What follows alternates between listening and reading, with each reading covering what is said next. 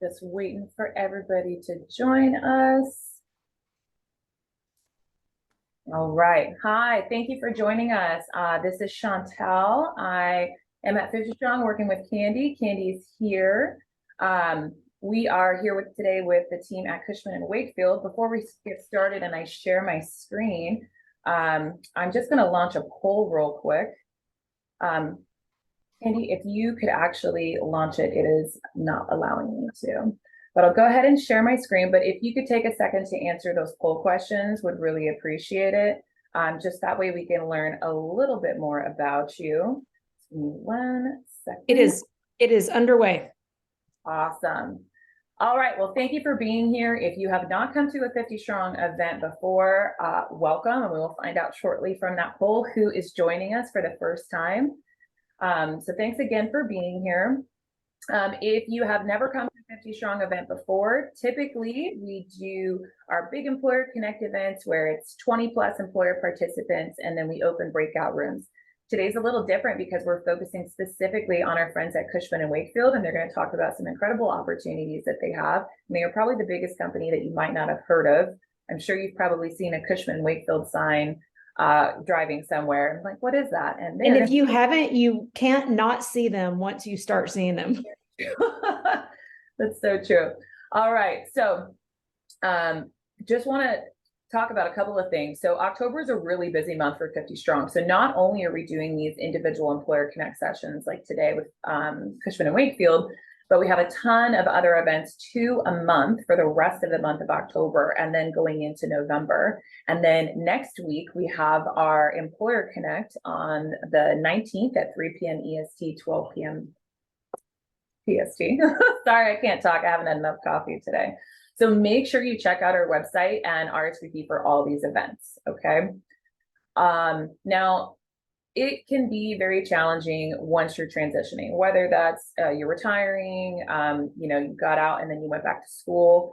Trying to pivot into a different career or industry after being in the military has its obstacles. I've gone through it myself. The whole point of these 50 Strong Connects is for you to have exposure to the industry. So just communicating with the recruiters and hiring managers, learning about different pathways, learning about people's experience that were in the same shoes as you. This is what this is all about, right? Just building those genuine relationships. So don't be nervous. There's plenty of people who have been in your same shoes that are here today to talk to you. So I'm really excited about that.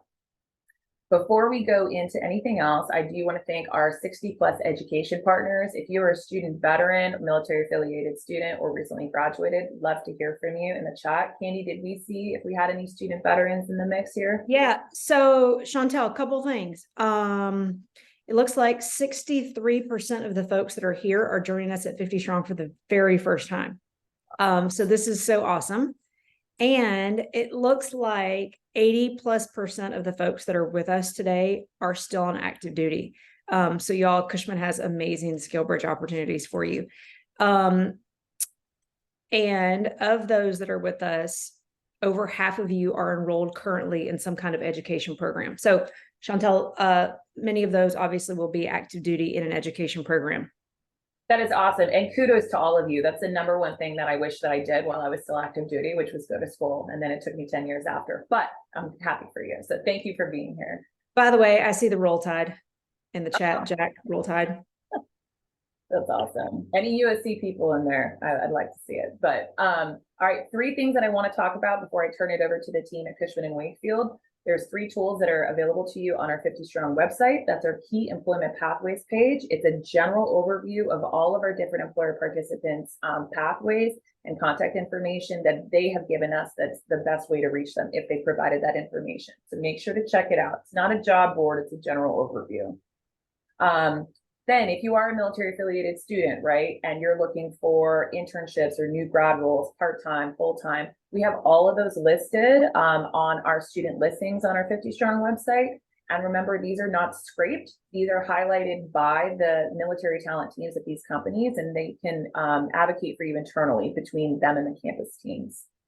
And then lastly, which this applies to 80% of you, we have access to our SkillBridge listings on our website. We have over 6,000 opportunities. I think Candy said, what, 80 to 100 updates have just been made within the last 24, 48 hours. So please check that out anytime, either on the app or on our website. You can filter by city and state level. So it's a really great opportunity, and you'll see, I think, at least 1,600 Cushman and Wakefield opportunities on that as well. So with that said, I'm going to send it over to Matt at the Cushman and Wakefield team so he can introduce you to him and his team. Hey, thanks, Chantal. Hey, Candy, thank you again, of course, for having us. No, thank you, Matt. Thank you. Oh, do you want to wait? Can you hold that up one more time? So if you're looking at Candy's screen, you're looking at the Cushman and Wakefield C&W Services branded Yeti cooler. And I'll tell you a little bit about that, but remember that for a second, because we're going to talk about it here in a minute. My name's Matt Disher. I lead military and veterans programs here at Cushman and Wakefield. I would assume if you're joining us on this call that maybe you know something about us. Maybe you've heard about us. You might be familiar with the commercial real estate industry.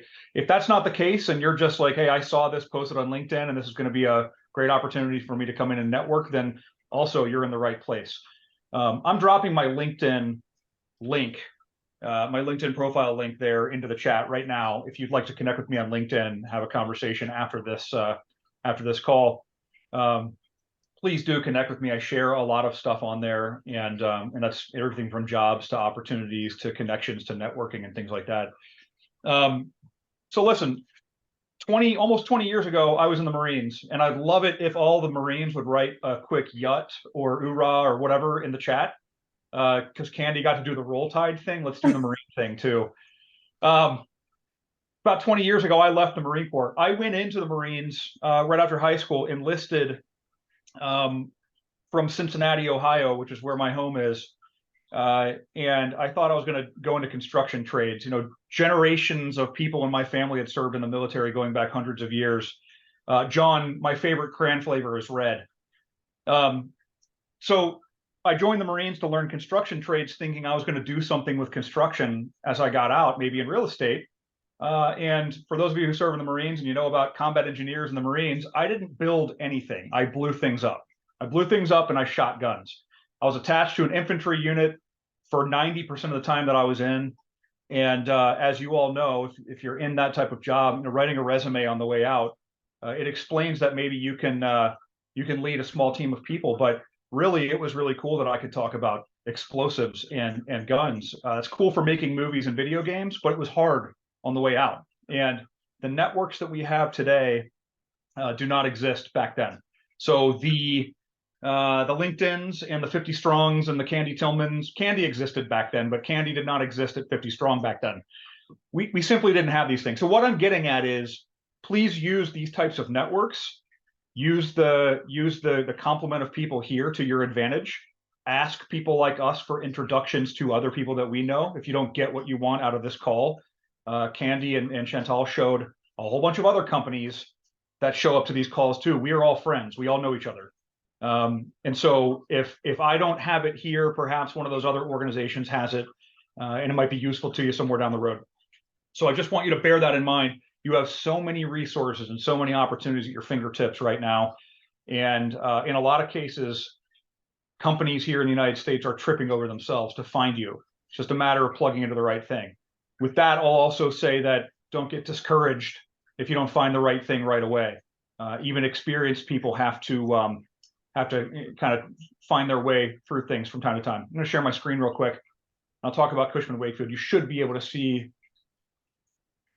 Can you see my screen? Okay, good. Listen, we mentioned before, we might be the biggest company you've never heard of. We are a global commercial real estate services firm. And really what that means is that we do work in the buildings where you live, work, and play. From the football stadium down the street to the skyscraper downtown, on over to the multifamily building, the apartment building down the street. That's commercial property. It's everything that's not government infrastructure like streets and roads and bridges. And it's not necessarily single family houses. So we're not realtors. It's not buying and selling houses down the street. it is commercial properties. What you're seeing on the screen here, just a couple of stats about the company. We've got about 400 offices on a global level in 60 different countries. We did just over 10 billion in revenue last year. We're about 52,000 employees here in the United States. That number is around 30,000. And we manage 5.1 billion square feet of property around the world. So when I say that, it is everything from the HVAC systems on the rooftops of a building on down to making sure that the floors stay clean inside of an airport. Anything and everything that has to do with a service on a commercial property. The wheel there is not, the round circle is not going to mean much to you, but this is the different business divisions in which we serve. So we do things like valuation and advisory. If somebody wants to buy or sell a property or a building, we have to come in and evaluate it and give it a dollar amount and tell a potential buyer or seller what that property might look and feel like, or what the advantages are in purchasing that piece of property. On over to facility services, exactly what it sounds like. Everything from janitorial work to making sure that the lights stay on. So that's the nuts and bolts of our company, the industries and specialties in which we serve. You see them listed there, from the airports to the Tennessee Titans Stadium, right? It's the places, again, where you live, work, and play, places you might be familiar with every day. As Candy mentioned, now that you've seen our logo, you're going to start to notice our logo primarily on signs for properties that have space, like office buildings that have office space and things like that in them. But what you might start to notice is if you walk into a property and it's managed by us, there might even be something by the front door that says this property is managed by Cushman Wakefield or C&W Services. So a little bit of a quick introduction to us. Before I pass it along to Jamie McCall, who is my counterpart here on this call, and the other people that we've got from our company that have either come through our SkillBridge program or are themselves veterans inside of our company, I just want to say this. Again, my three biggest pieces of advice as you move on to your next steps are to network, and network. I cannot emphasize enough the power of having a strong network. In some cases it is, or in most cases it is, who you know to get to what you know.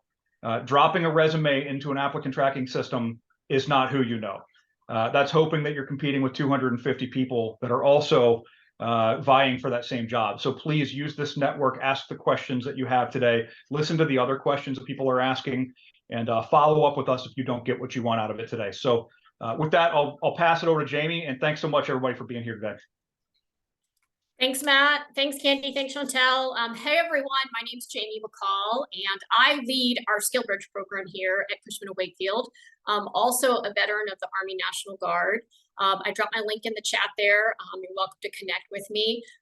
It's also great that I have three other colleagues representing. We have all branch representation with Matt in the Marines, Sean in the Marines, Christina in the Navy, and Michael in the Air Force. So great to see all representation. But I want to chat a little bit about SkillBridge. I also want to give a shout out to my colleague who unfortunately couldn't be here. He's got two sick kiddos at home, Billy Flagg. Billy is also a product of the SkillBridge program, and he works directly with our veterans and military spouses.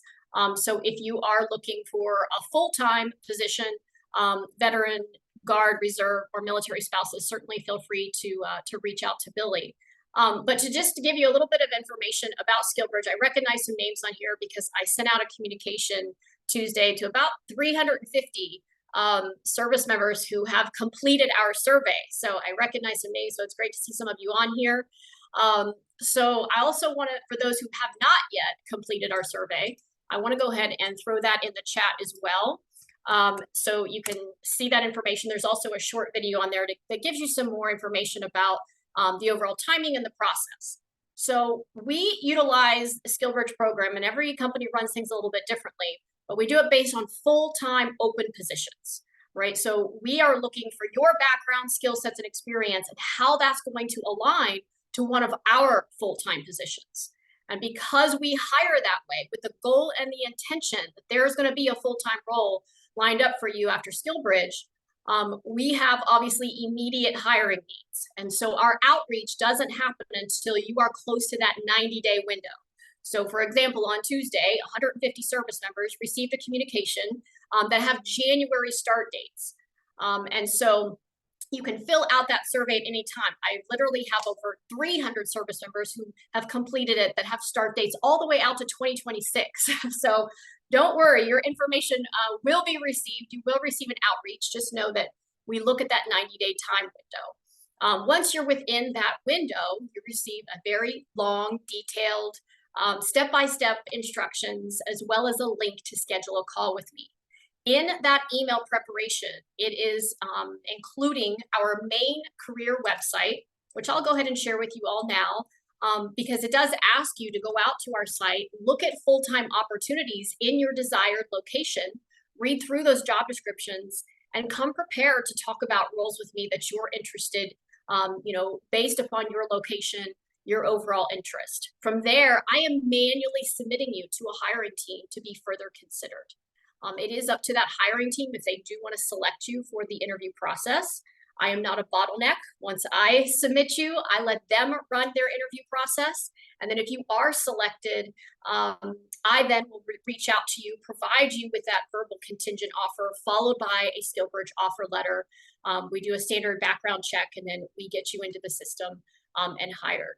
So that is a little bit in regards to the just kind of the overall timing and the process. We are open to your time frame. We've had service members as short as 60 days. That's about the minimum that we would need is 60 days. And we've gone up to about 5 to 6 months. The average, though, I would say is more than 90 to 120 days. That's what we're seeing more commands approved. But we're completely open to your time frame. So that is a little bit about the process. We are going to have Q&A at the end, but I do want to introduce others that are joining our team so that you can hear more about their background, their experiences, what they're doing here at Cushman Wakefield. So I want to start off with Christina Gordon. I just want to share first before Christina gets started is that when I spoke with Christina, and a little bit on my background, I spent over 15 years in corporate recruiting. Also a couple of years in university career services.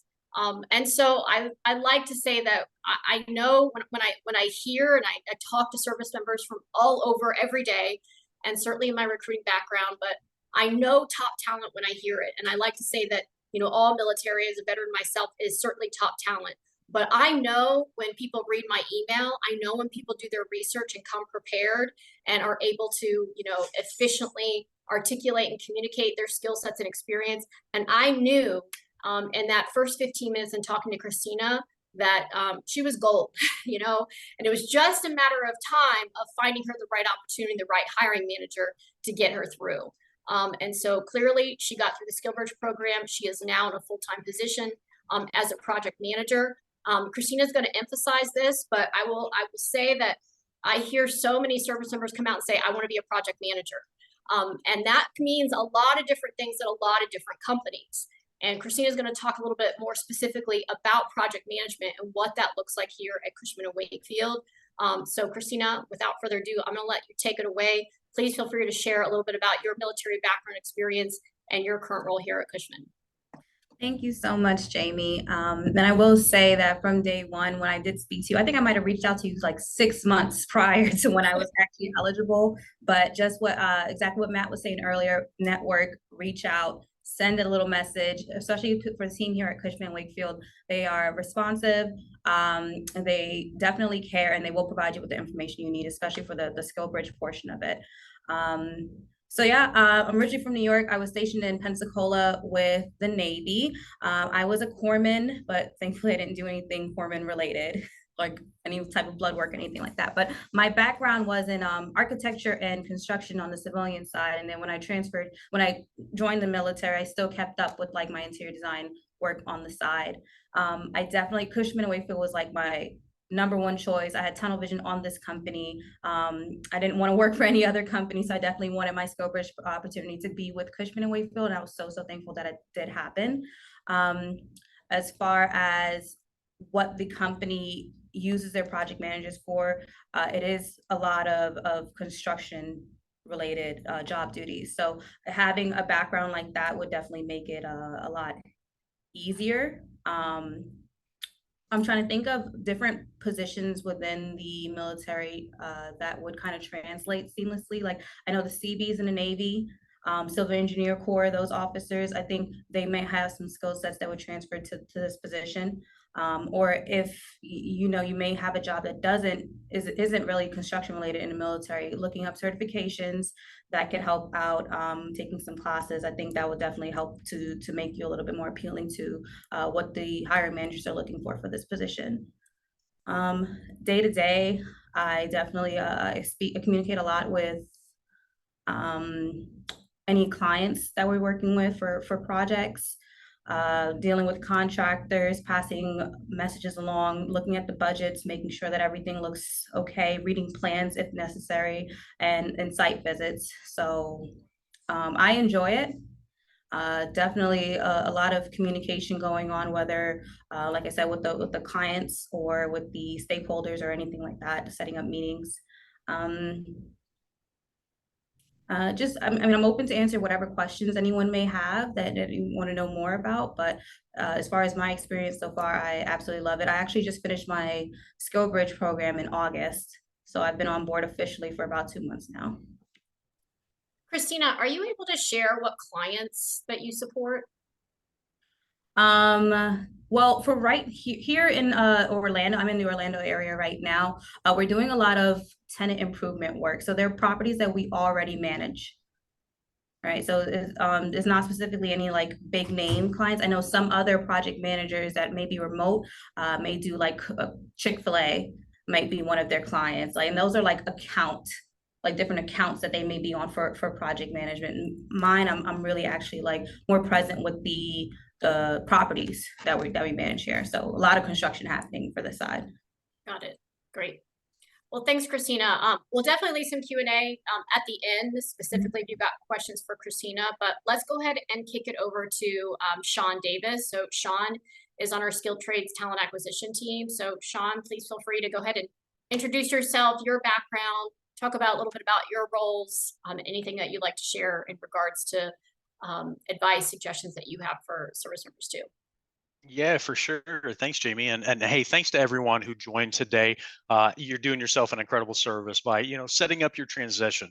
It's never too early. And like Christina had mentioned, 6 months prior is an ideal time frame to start looking into what's next when you're facing that transition.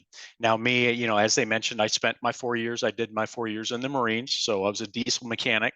And, hey, when we get out, we decide, hey, I'm going to go ahead and stick within this trade, or similar to how Matt had explained in carpentry, he was like, I'm going to maybe go a different direction. Me personally, I stayed as a diesel technician, got self-employed actually, and kind of went a different direction.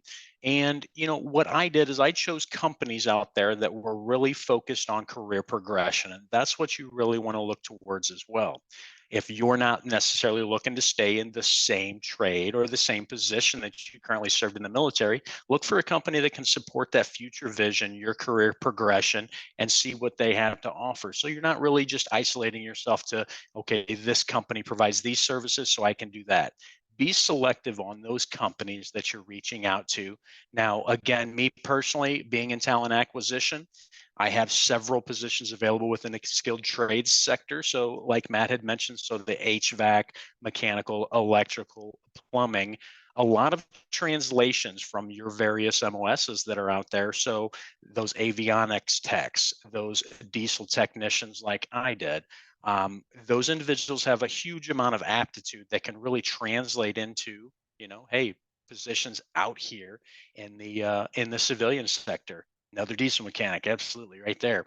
So me personally, I spent about 7 years as a diesel tech, figured out I'm not a diesel tech, guys. So what I did is I became a Cornwell tool dealer. So if anyone's familiar with Snap-on, Mac, Matco, I did that for about 11 years here in the St. Louis area. Once I, let's say relocated back from Camp Lejeune. So I found myself really at the point running my own business, seeing a lot of, let's say, voids in the workforce. We are facing a huge gap in talent. Individuals are not so much going into the trade side. They're, looking for that degree and 80K a year. While that's okay, we still need a lot of individuals out here that are willing to turn the wrench, that are really willing to support these businesses and, of course, Cushman and Wakefield's vision with our clients. So, again, choosing those companies that can really reflect what you're looking for, whether it's your current career or that future career you're looking towards. My region, I run a lot of the Midwest. So, Missouri, Kansas, Arkansas, Oklahoma, Arkansas, the list kind of goes on and on. But yeah, definitely willing to connect. I'll share here my LinkedIn link. That way, anybody wants to connect. Like Matt had said, networking is huge. You can know everything about your position, have great tenure within your position. But hey, if you're not networking, you may not get exposed to what's available, what's out there. Same way, if there's any breakout session here later, you're more than welcome to connect. Would love to chat with anybody and kind of talk about what you're looking for. Okay. Thank you, Sean. Appreciate it. It. Certainly. Is Michael still on? Michael Clark? I know he was in between. There you are, Michael. I see you now. Hey, Michael, feel free, kind of same thing, if you would, just kind of share with us a little bit about, your background for the military. I know you're on the skilled trades team along with Sean, but feel free to share anything additional as well. Similar to what Sean has said, me personally, I was in the Air Force 21 years, aircraft maintenance, 141, C-17s, a couple special duties, got into recruiting, like the helping people in the recruiting side. So I did one tour recruiting in Virginia Beach, and then I went to Dallas MEPS and then retired after that. Stayed in recruiting. It was basically either go work on airplanes or go into recruiting, and I like the recruiting side, so I stayed there. I've been doing manufacturing, warehousing, different types of positions throughout there. And one of the biggest things, with any job that you're going to be looking for, whether it's with us or for someone else, on the resumes, put those keywords in there, because if we're looking for, Sean and myself may be looking for a HVAC technician, and what we're really looking for is someone that can change compressors or coils. We don't need, like a 9-page resume detail on everything, but, somewhere in there you can just put, compressors or coils, or just some of those keywords that would be found on like an Indeed search. Resumes, tell us what you did, but we don't need to know every day for 20 years. That's for sure. I looked at one the other day. It was 17 pages long, but the guy had only been working about 8 years. And it's like, wow, this is good. With some of the businesses I support in New York City, New Jersey, Christie's Auction House, UN Plaza, we have Verizon accounts, Citibank accounts, plus C&W actually owns properties, and we provide the maintenance and upkeep for our own buildings as well. Anything from entry level apprentices, porters, all the way up to HVAC technicians, leaders, supervisors, managers in those roles. And with the company itself, there's so many opportunities. You can work in New York for 2 years, and you can go to Washington State for a couple of years. You can go to Texas. There's probably more C&W facilities than there is military bases. So we definitely can get you close to where you want to be. Lots of growth within the company. We did just have a recent SkillBridge candidate we hired last year. He's actually been promoted twice since he came on last year. And so we're really happy with that. Wait, sorry, that is amazing. So came into SkillBridge, converted to full-time, and has been promoted twice? Twice. You see already? That smile on Jamie's face? We worked together a lot on that one. And yeah, he came on through SkillBridge. We got him a permanent role. He was there, then we actually promoted him into another role. So he's actually worked with us through SkillBridge's one step, and then his permanent role, and then his promotion. So yeah, he's a happy camper. But yeah, definitely opportunities abound. It just, it's just, what you want to do and where you want to be. Awesome. Wow. Amazing. Yeah. Yeah. And Michael's example is not the only one. I know of several others, especially on the maintenance and engineering side, that by the time they finish SkillBridge, they are getting, promoted to the next level. So you know, as Absolutely. most service members do, you know, you roll up your sleeves, you go above and beyond, you exceed expectations, and the opportunities are always going, you know, is going to be there for you. Well, and look, let's take that a step further, because a lot of you might be, you know, as you're looking for jobs, people might present opportunities to you that you might feel are a little bit below where you need to be. And that's simply because you don't have the experience out here in the industry. Come in for a few months, get the experience, show them what you're worth. The promotions will come. And if they don't, somebody else will hire you for more money. Just They bear that will. in mind. You're not married to whatever you start with. Exactly. And I say veterans as a whole, we have those intangible benefits that a lot of managers want. You're on time, you know, you're not doing bad things on the weekend, you know, you take that additional responsibility, you want that next step, and you want to grow. Some people, you know, may have gotten into a position, you know, whatever it may be, and they're happy with that role and don't want to move up. But a lot of our veteran population does want that. So those intangibles mean a lot to managers when they get that opportunity. I've had them in the past. It's like, oh, this guy wasn't, you know, worked on Navy nuclear subs. And they're like, oh, okay, let's hire him. I'm like, you want to interview him? He's like, I guess so. But they wanted to hire them because of those intangibles that they bring. So it's you know, plus points on that for every one of you here. Awesome. I want to address the question in the chat, and I definitely want to hear also Michael, Sean, Christina, Matt, if you have your thoughts as well, because I get this question pretty frequently. And so my response back to it is, and the question essentially is, you know, I have X amount of experience in the military in this area. What do you recommend? I look at it from, quite frankly, that my opinion doesn't matter. This is your career. And while I can certainly provide suggestions, at the end of the day, you now have the opportunity to decide for you of where you go, what you do, the company that you work for, and all those ins and outs. So sometimes the hardest part certainly can be figuring out what you want to do, or knowing what it is that you don't want to do. And what we may be able to suggest isn't necessarily the perspective of what that role really entails. And so back to Matt's point about, and how everyone has shared as far as network, is when you're looking at job descriptions, you're looking at roles, is finding people in the company that are already performing those roles and reaching out to them and asking those intentional questions about, hey, tell me a little bit about your day-to-day. What challenges do you face? What projects do you work on? Processes, systems, what's the team environment, what's the leadership and the culture like? The more types of conversations that you have with people who are already performing the roles, the greater insights that you are going to have. Because asking someone who isn't necessarily in that role, you're only going to get so much information. So that's something I encourage you to do really throughout your career, in ensuring that you find the right opportunity, is by connecting with others that are already kind of in those types of positions, to get as much insight and perspective as you can to make sure that it's the right fit for you. Certainly open up to anyone else who has a perspective on that. Jamie, are we going to go ahead and open up the Q&A section? Okay, so before we start that, I just want to give some house rules for everyone. So it's going to be Q&A for like the next 50 minutes, which is fantastic, 45 minutes. So if you have a question, please use the raise hand icon and then just come off mute. Cameras and audio, that's the best way for you to connect directly.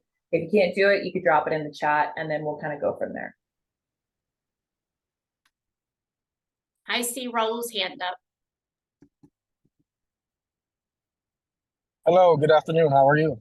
I'm good, Raul. How are you? Thanks for joining us. Oh, thanks for having me. So my question is, I'm looking to get into talent acquisition, and I know a lot of other companies, those tend to be remote positions. So I'm curious, as far as with Cushman and Wakefield, is it a remote position or is it location dependent? Yeah, I would say, Raul, that the majority of our talent acquisition recruiters are remote. Because they are supporting various locations and areas throughout the business.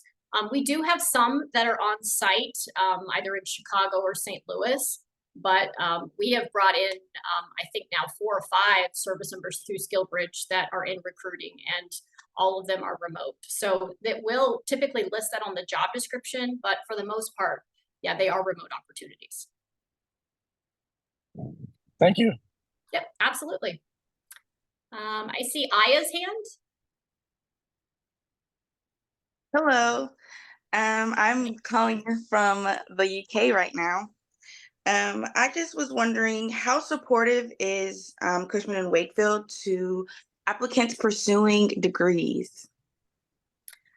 Certainly, Aya, it's something that, we definitely support and encourage. That's a great way to continue to advance and develop your career, and certainly to retain top talent. So I can tell you from the SkillBridge side, we've got service members that are pursuing their degrees, multiple degrees sometimes. So I do think it's a conversation that you just need to be, transparent when you're interviewing, to let that hiring manager know, depending upon if you're doing remote or if you're doing on-site classes, so that they know that. But yeah, if it's something that is going to be career specific and aligned to that particular role, most of the time our hiring teams want to be supportive in retaining you to pursue your higher education. Thank you. You're welcome. I see Chad's hand up. Yes, ma'am. I was wondering if you guys deal with any clearance level jobs, so we can use our clearances if we have them. I am not. I look. Is there a clearance question? Yeah. I would say as a general practice, we don't manage or do work on a lot of properties that require clearances or do work that require clearances. That said, we have had those needs and requirements previously. It's just not like it's not something that comes along every day. And I'll give you an example, because we do manage some government properties, Joint Chiefs buildings and things like that do require security clearance even to get into the parking lot. It tends to be probably a smaller segment of the whole company. So the short answer is yes, from time to time we need those. It just depends. It's very specific to certain locations and certain job types. Thank you, sir. Of course. I see Stephanie's hand. Hello, happy Thursday. Hi. My question is, I've been out of the military a little bit for a few years. I do still have an extensive background in real estate, mostly in valuation, and I am looking to get into Cushman and Wakefield. Is this whole thing here only really supposed to be for people getting into the SkillBridge program? Because I don't think I would qualify for that. No, Stephanie. We have over 1,300 veterans across the organization. So while, there are many obviously active duty that are looking at SkillBridge, we have many opportunities that we hire veterans into. So you can absolutely, go onto our website and apply directly for full-time positions. Okay. But I would also encourage you beyond applying that, again, you kind of go through. Sorry, I got the Zoom call. I forgot I had this signed up. This is through 50 Strong. Someone who's not on mute. I was just going to say, I would encourage you to definitely reach out as far as the areas that you're interested in, to find whether it's other veterans or even just other employees in those roles that you're interested in, because applying is half the battle, right? On any given position, there could be 50 to 500 people that are applying. So applying is really not enough. You've really got to, go above and beyond, make those internal connections, get yourself out there, brand yourself, make those connections to potentially be further considered by a hiring team. Okay. Stephanie, we've also got one of our counterparts is not on the call today. He's got a sick kid at home. His name is Billy Flagg. You can look him up on LinkedIn, Billy Flagg, or William.Flagg, FLAGG @cushwake.com. I'll drop it into the chat here. Okay. Billy spends a lot of his time, not only is he like a marketing guru, but he is our human touch point for veterans who have been out of the military for some time. You're not in SkillBridge, or military spouses. So anybody who is trying to plug into what comes next should certainly reach out to Billy. Okay. Thank you so much. Yeah, I just want to add to that too, because Billy and I work hand in hand. We obviously share, 'cause sometimes people reach out to both of us. But Billy gets this a lot too, is, people just reaching out and saying, hey, what do you have? Or what do you have in Dallas? Or what do you have in Vegas or Norfolk, right? So don't forget to do your research by going on to the career website and coming prepared to say, hey, Billy, I was on the 50 Strong call, heard your contact information. I see this position that is open. I'm interested. Don't forget about tailoring your resume, reaching out to him that way, because he will be able to make internal connections as far as reaching out to our recruiters and hiring managers as well. Jamie, did you see the question in the chat about discussing engineering, property acquisition, underwriting opportunities? I think I've missed it, Chantel, so thank you. I'm trying to find it. I'll read. So Chris wants to know if you can discuss more about your engineering, property acquisition, underwriting, deal analysis opportunities. He's got a PhD in engineering with 20 years leading technical teams and involved in REI and CREI for over a decade. That's a lot there going on. I think, the best way I'd answer this is we can discuss it, and yes, it's worth a conversation, but when I break down the three things that you mentioned here, Chris, engineering, property acquisition, and underwriting and deal analysis opportunities, those are effectively going to come from three different branches of the company. So I showed this, I'll share this screen once again before. You should be able to see it again here. These core services that we offer, each of these is representative of a business division. So we have a valuation and advisory business group inside of the company. We have an asset services group, which manages individual properties across the United States. Each one of these, well, not each one of these, I take that back. So like asset services, facility services, like C&W services, and things like global occupier services, they have teams of engineers, maintenance technicians that keep properties running and up and moving to a certain extent. Building acquisition, for example, or property acquisition could fall under valuation advisory or capital markets, something completely different, right? So I'd say that in some cases, these things may play together in the general industry, but if you've got a background in engineering, for example, we've got engineering leadership roles available across the company in some cases. Those might be regional, or they might be, specific to one market or a couple of markets nearby. So probably something more along the lines of, depending on what you're really looking to get your hands on, where we might fit you in and start looking at opportunities. But those three different things you mentioned do exist inside of our company. They're just three separate things.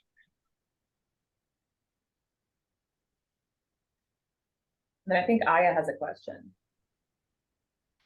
Hi, Aya. Go ahead. Hi. I was just wondering if you guys actually do SkillBridge overseas at the positions you have open in like Ireland, and Sweden.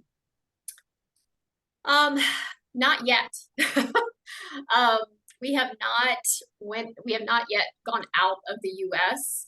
I think it's definitely, you're not the first to ask, Aya. So I think it's something certainly in the future and to explore. I think it's just going to need to kind of reach out to kind of our colleagues globally, just because of different employment laws and what that takes to, kind of get you processed. So stay tuned, but we just haven't yet crossed that bridge yet. Okay. Hey, I think now is maybe an opportune time as well, because I didn't mention this in the introduction, just for the sake of, if nobody has their hand up right now. Candy was sharing a Yeti cooler on her screen earlier, and in the spirit of networking, and I dropped this into the chat too. There it is again. It's got the Cushman Wakefield and C&W Services co-brand logo on there. Look, something that you all might not realize is that your networks consist of a lot of other people that are maybe in the same situation you're in, right? They're veterans, or they're coming out of the military and they're trying to figure out what happens next. And one of the reasons we jump in with Candy and 50 Strong is because of the work that's being done out here. This is game-changing work. The ability for us to sit around and have conversations and do some Q&A is light years ahead of anything else that existed out there until just recently. And part of the reason why we're so successful with this and why it's such a big, impactful type of program is because there is good word of mouth. You all might not realize this. I've been doing this type of work for about 12 years of my career, and I have done everything from advertising in magazines to Facebook ads to targeted LinkedIn ads. There is no very easy way to reach you all. It sounds funny, but there's no way. I can't just drop pamphlets on your military bases. So the way we do it is through word of mouth. The purpose of that cooler, as I dropped in the chat, is use your networks to go talk about this chat. You can use the little @ sign. You can @ Candy Tillman. You can @ 50 Strong. You can @ Cushman and Wakefield. Go out there and tell the world what you talked about here today or learned about, because your counterparts and your friends are going to see this also, and it's going to direct them to come in and have this same conversation. Again, I mentioned when I got out of the military, none of this stuff existed.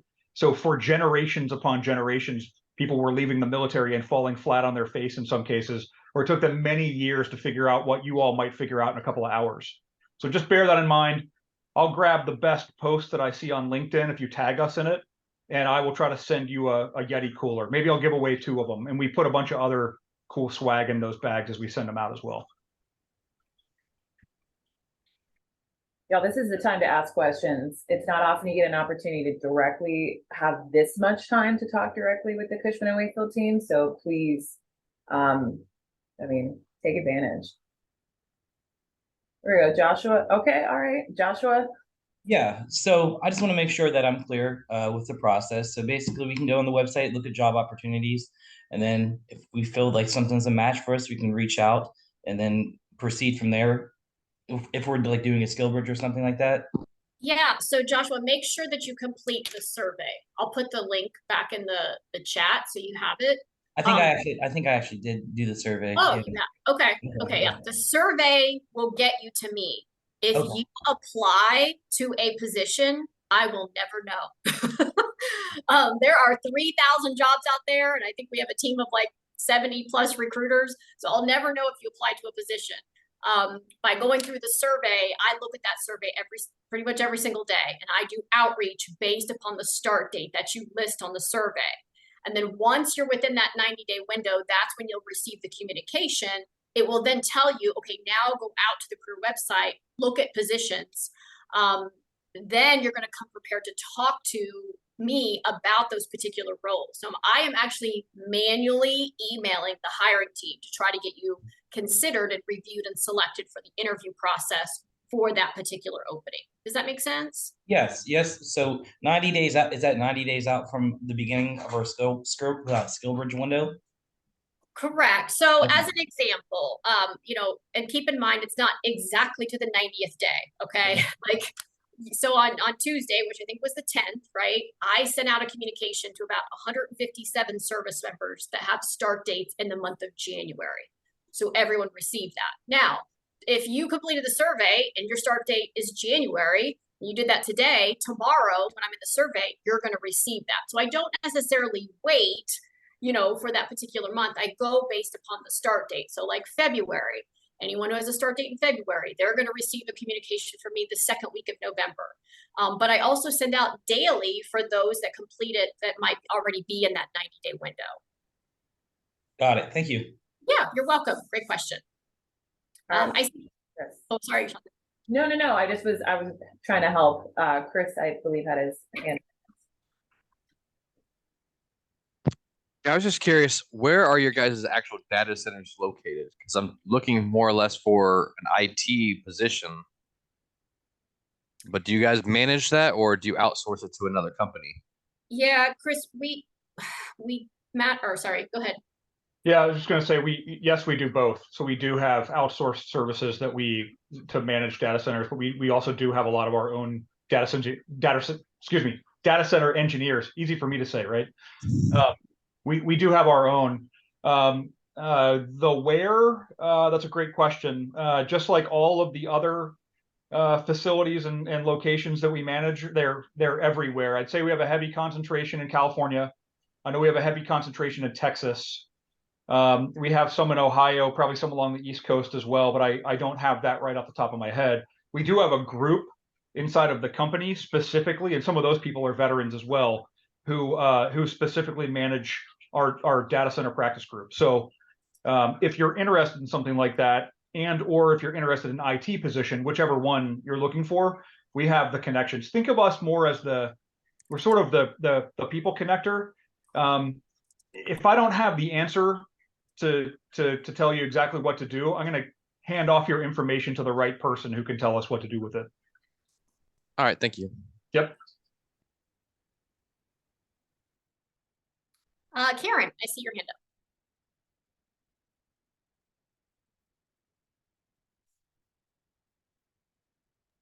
I can't hear you, Karen. It doesn't. It looks like you're unmuted, but we can't hear you. Yeah. We can try to read your lips though. Chris Porch after that too, because I didn't realize we had two Chris's. Oh, okay. Yeah, Karen, I still can't hear you, Karen. Hey, No. drop it into the into the chat, and then we'll try to answer it as we can. All right, Chris, go ahead while she's doing that. Chris Porch. Yeah, the 70s and 80s were very popular for the name Chris, so it gets kind of clogged up sometimes. Hey, so I filled out a lot of the interest cards. What's the best way to make sure that I filled out yours, Ms. McCall? Because I want to make sure we get in touch, because I don't see anything specific, but I would like to know more. Chris, I'm in the survey right now. I see that you completed it with a February 29th start date. So yes, ma'am, that's me. Yes. So on November 9th, because I'm sending it out. November 9th. My time. That is when I will be sending out all February start dates. Perfect. As long as you have it, ma'am. Thank you. That's yep, all I got you. We're tracking. Thank y'all. Yep. All right. Aya, I see your hand up. Hi, yes. I have a question for Christina. You mentioned having certain certifications for the project manager position, and I was wondering if you could elaborate a little bit. As my job, we do project management and we can go to project management courses, but it's not in real estate and like you were saying, construction. So before I leave, I have a full year's worth of TA. So just to get a head start on what kind of certifications I can get for the position. So I worked on the PMP certification, Project Management Professional certification from the PMI, Project Management Institute. What branch are you in? I'm in the U.S. Air Force. Okay, so I do have a friend in the Air Force. He was working on trying to get that certification, but apparently he just told me like 2 days ago that there was a ranks restriction on them paying for it. In the Navy, that wasn't the case for me. The Navy Cool paid for it. I guess Air Force Cool will only pay for E7 and above.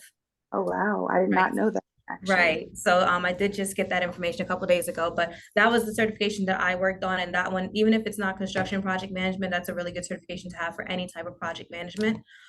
There's also like the lead certification. I do plan to work on that next. That has more to do with like the construction side. And there was another one, the green belts. It was, what is it called? Lean Six Sigma, the green belts. And some of those, they aren't just for construction project manager. These are just good certifications to have in any workplace. So. Okay, thank you. No problem. I see Dan's hand up. Hi, yeah. Thanks for having us today. So I'm retiring in the next 5 weeks. I'm currently on terminal leave, so I'm a little bit short of the skill bridge window. I'm retiring in the Army as a major, and just looking to mostly network right now. So I've had some success with it, but this is my first reach out to Cushman and Wakefield.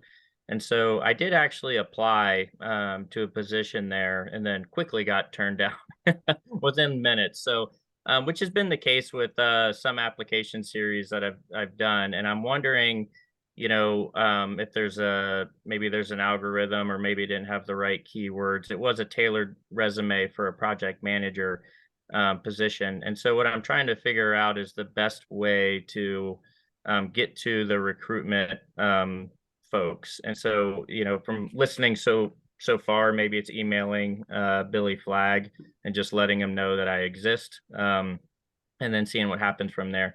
If there's any other connections or segues to get to talk to a veteran recruiter that works with the company, I'm in Cincinnati, Ohio. I heard Matt is kind of local to there. So just looking for any help kind of get to the next step. I think if I could get to, speaking with someone, I might be able to have a better idea of what I may, be a better fit for and maybe tailor the resume a little better. Yeah, Dan, you're welcome to reach out to me as well. I'm actually on the other side of Matt in Cincinnati. And so we know obviously a lot of the hiring managers. So if you're applying for something in Cincinnati, we'd be happy to do some additional outreach. So feel free to, certainly you can connect with Billy, but myself or Matt as well. We can kind of take a look and kind of see what's going on with the position, how long it's been open, what exactly is on your resume compared to what's in the job description. But we'd be more than happy to help you. Okay, thanks, Jamie. I'll address something else you said, Dan, because I've heard this before where people say that they applied to something and almost immediately they were rejected. Something that happens inside of applicant tracking systems in general, most of the time, if not all the time, at least in our processes, people are being rejected by human beings. So it's not necessarily an algorithm rejecting you, but what can happen is an algorithm can rank you based on what it reads through AI. AI is pretty smart these days.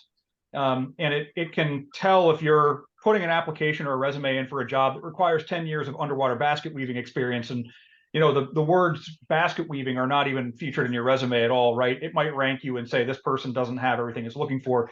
The other thing that happens on some companies' ATS systems is if there are some yes or no questions somewhere along the application, like, do you have 5 years of working in Microsoft Office, or do you know how to use Microsoft Excel? And the job description requires it to have you, or requires you to have that, but you check no.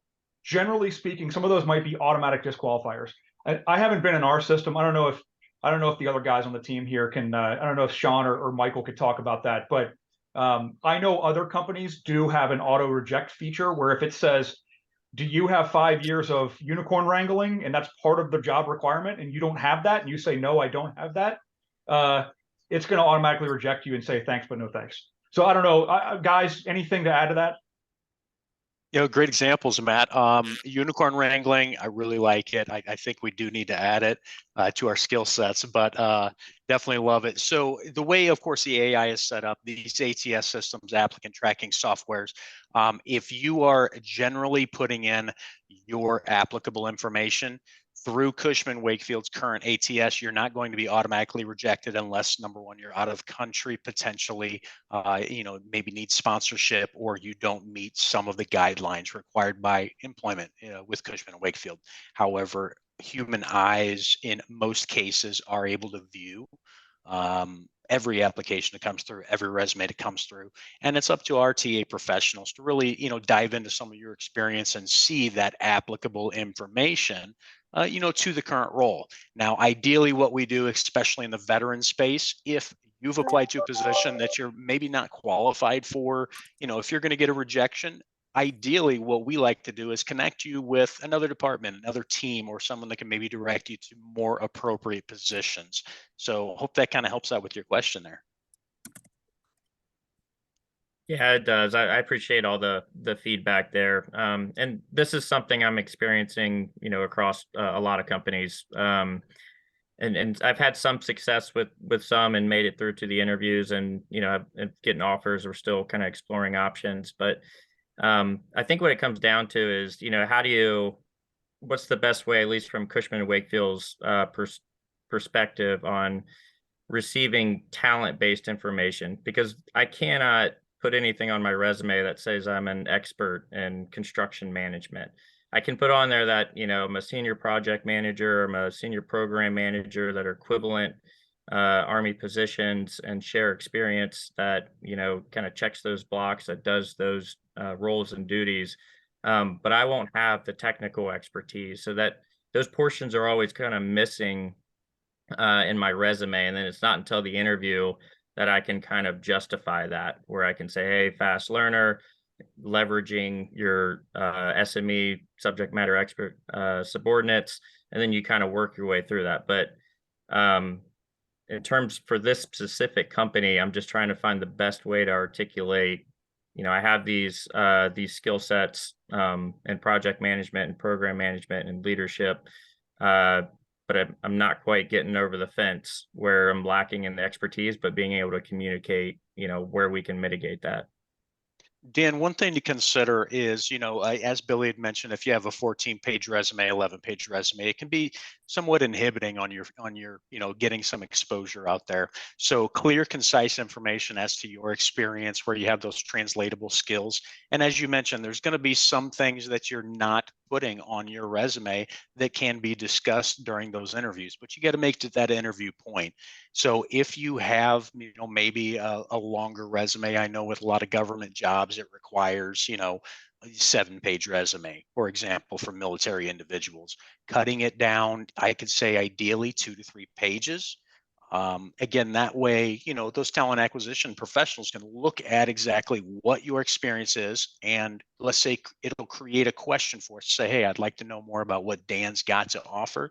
And it'll cause us to reach out, of course, and, potentially schedule a call to identify some of those skills that aren't on your resume. Can I just jump in with an idea here, Dan? The vast majority of folks that leave the military, particularly folks that are retiring or have been in more than 15, 20 years, all say, I have program management, project management, and leadership skills to offer, right? Which is an amazing starting point. But also, those functional areas that you're trying to get into to leverage all those skills are really important to be able to identify. So what I mean by that is all 3 of those things could be done in sales roles, marketing roles, project management roles, logistics roles, supply chain roles, right? And so I just wanted to kind of encourage you to be thinking more about like the functional area in which you want to apply those roles. I hope that's a little bit helpful. Y'all listen, we would love to do career counseling with every single individual. I'm number one, not qualified for that. But I hope that's helpful as a little bit of a starting point. I also think, Dan, the more that you're talking to employers about the types of roles that they have, it will help you figure out, like we've talked a lot about account management today, right? Which is not an area that most service members are thinking about. You may decide after you hear about account management from 4 different companies that you're like, gosh darn it, I think account management might be the place I want to jump into, right? And then that will help people like Billy go advocate once that has been identified. Sorry, a little bit of a soapbox for me, so I apologize for rambling, but I hope that's a little bit helpful, Dan. Yeah, it was. Thanks, Candy, and everyone. Awesome, absolutely. And sometimes I was in for 21 years, and then, I had my experience, and I'm coming out, and I'm like, I got 20 years experience. I ain't starting at the bottom. And then one day you wake up and you realize, you know what? I ain't starting at the top either.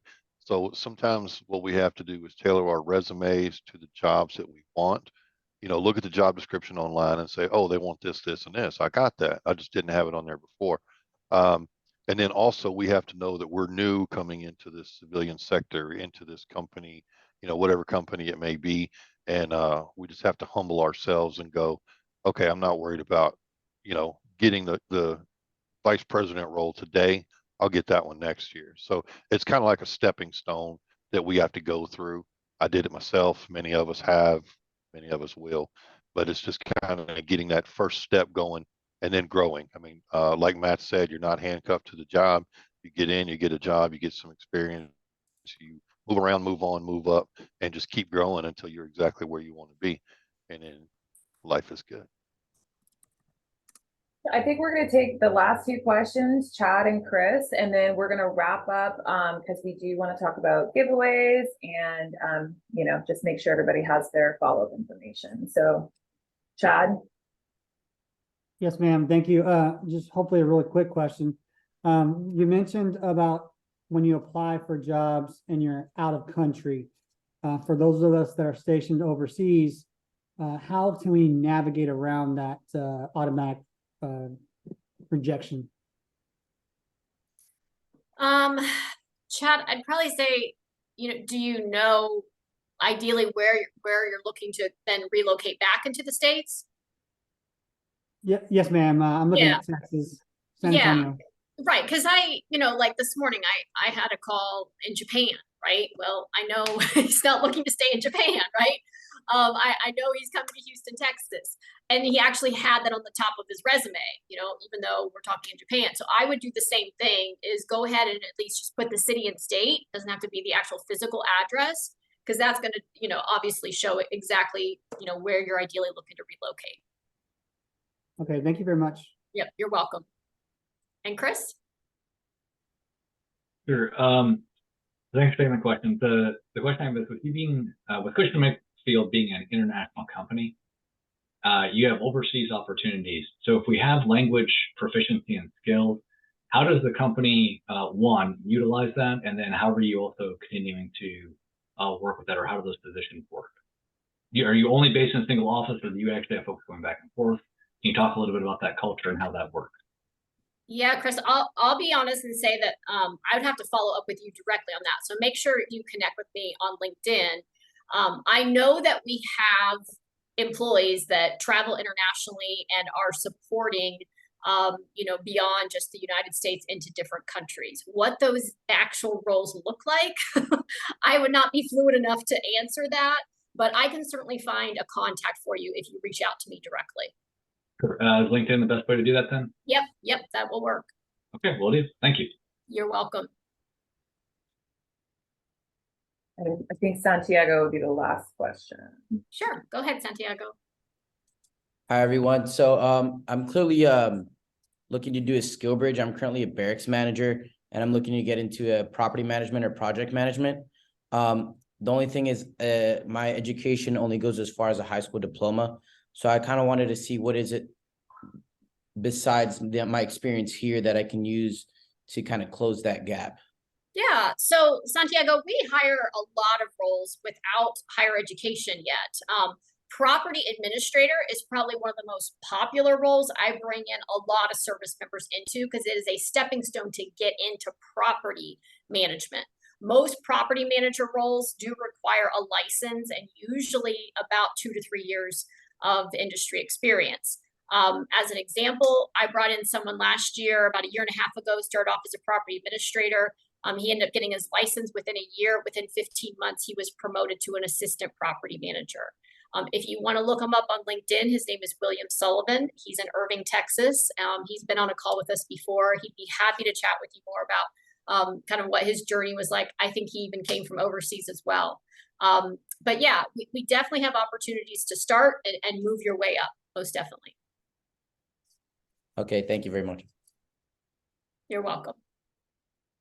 Awesome. Well, I'm going to share my screen really quick because I just want to follow up on some points that I made earlier, and then we'll wrap it up with the Cushman team if they have anything that they'd like to talk with you about. So bear with me 1 second. So what we had talked about earlier was how important it is to follow up. Every recruiter that we've talked to today, it seems, has shared their LinkedIn information and the best way to contact them. So please be proactive and make sure you follow up with everybody that you talk to today, whether that's filling out a survey, whether that's staying connected on LinkedIn. And if you're on LinkedIn, follow up consistently, engage with them as well, because the more they see your name, the more likely that they'll remember you. And then as far as 50 strong, we are going to give away up to 3 shirts today. So please tell us about your experience today, who you talked to, maybe a special thing that you learned, and make sure to tag 50 strong in Cushman and Wakefield, and we'll send you some information in order to get a shirt. And then I'll pass it over to excuse me, the Cushman and Wakefield team to see if they want to re-amp the Yeti giveaway. Yeah, thanks, Chantel. So as Matt mentioned earlier before he had to drop off, feel free. Matt is going to choose 1 or 2 LinkedIn posts, mention something that you learned, that you like, that you found insightful, tag all of us, and Matt will choose 1 or 2 to send a Yeti cooler to. Beyond that, again, For SkillBridge purposes, please feel free to reach out to me directly. If you're looking directly for full-time positions, whether you're a veteran, guard, reserve, or spouse, Billy Flagg is your point of contact to reach out to. And again, we give us some time, right? We do get a little overloaded a bit when we have these calls as far as outreach, but we will get back to you. But really just super excited to have the opportunity to engage with all of you. We really appreciate your time, your interest in exploring opportunities. And of course, you know, continue to network.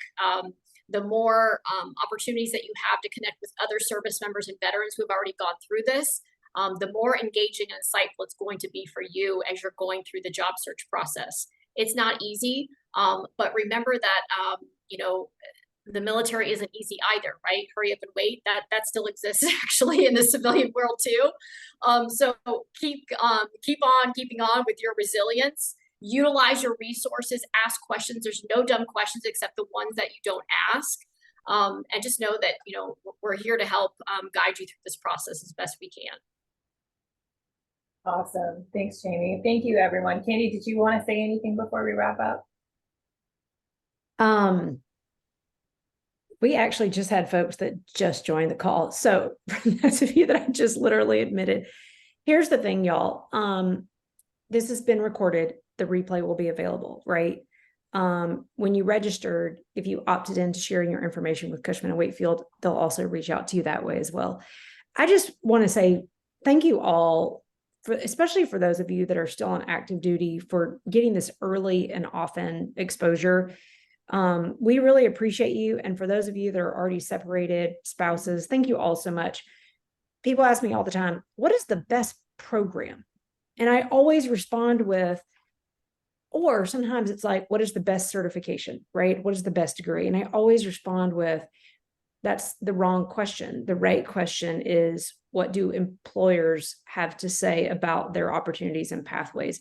So I really appreciate everybody jumping on to talk to Cushman and Wakefield, one of our closest partners that we've been working with for a long time, and so happy to see so many folks joining us. Sorry, that was too long. Sorry. Too long. Just get so excited. All right. Bye, y'all. It was great seeing everybody. Thanks, everybody. Everyone, thanks for joining. Have a great day.